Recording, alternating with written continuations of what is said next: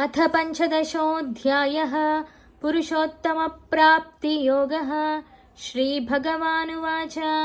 ऊर्ध्वमूलमधः शाखम्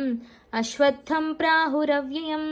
छन्दांसि यस्य पर्णानि यस्तं वेद स वेदवित् अधश्चोर्ध्वम् प्रसृतास्तस्य शाखाः गुणप्रवृद्धा विषयप्रवालाः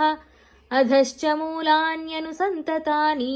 कर्मानुबन्धीनि मनुष्यलोके न रूपमस्येह तथोपलभ्यते नान्तो न चादिर्न च सम्प्रतिष्ठा अश्वत्थमेनं सुविरूढमूलम् असङ्गशस्त्रेण दृढेन छित्त्वा ततः पदं तत्परिमार्गितव्यं यस्मिन् गता न निवर्तन्ति भूयः तमेव चाद्यं पुरुषं प्रपद्ये यतः प्रवृत्तिः प्रसृता पुराणी निर्मानमोहाजितसङ्गदोषाः अध्यात्मनित्या विनिवृत्तकामाः द्वन्द्वैर्विमुक्ताः सुखदुःखसंज्ञैः गच्छन्त्यमूढाः पदमव्ययं तत् न तद्भासयते सूर्यः न शशाङ्को न पावकः यद्गत्वा न निवर्तन्ते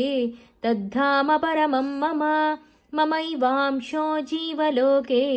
जीवभूतः सनातनः मनःषष्ठानीन्द्रियाणि प्रकृतिस्थानि कर्षति शरीरं यदवाप्नोति यच्चाप्युत्क्रामतीश्वरः गृहीत्वैतानि संयाति वायुर्गन्धानि वाशयात् श्रोत्रं चक्षुस्पर्शनं च रसनं घ्राणमेव च अधिष्ठाय मनश्चायं विषयानुपसेवते उत्क्रामन्तं स्थितं वापि भुञ्जानं वा गुणान्वितं विमूढानानुपश्यन्ति पश्यन्ति ज्ञानचक्षुषः यतन्तो योगिनश्चैनं पश्यन्त्यात्मन्यवस्थितं यतन्तोऽप्यकृतात्मानः नैनं पश्यन्त्यचेतसः यदादित्यगतं तेजः जगद्भासयतेऽखिलं यच्चन्द्रमसि यच्चाग्नौ तत्तेजो विद्धि मामकं गामाविश्य च भूतानि धारयाम्यहमोजसा पुष्णामि चौषधीः सर्वाः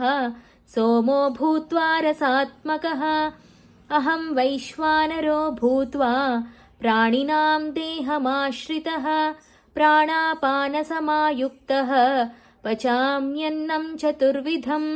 सर्वस्य चाहं हृदि सन्निविष्टः मत्तस्मृतिर्ज्ञानमपोहनं च वेदैश्च सर्वैरहमेव वेद्यः वेदान्तकृद्वेदविदेव चाहं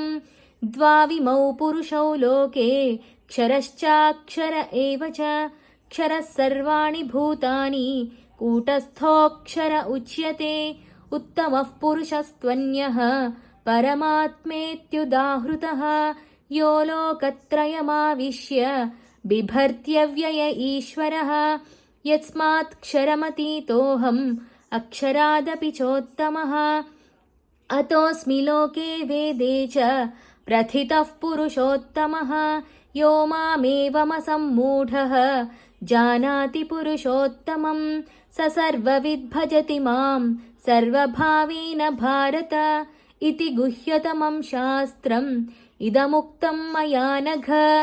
एतद्बुद्ध्वा बुद्धिमान् स्यात् कृतकृत्यश्च भारत। ॐ तत्सदिति श्रीमद्भगवद्गीतासु उपनिषत्सु ब्रह्मविद्यायां योगशास्त्रे श्रीकृष्णार्जुनसंवादे पुरुषोत्तमप्राप्तियोगो नाम पञ्चदशोऽध्यायः। सर्वधर्मान् परित्यज्य मामेकं शरणं व्रज अहं त्वा सर्वपापेभ्यः मोक्षयिष्यामि मा शुचः।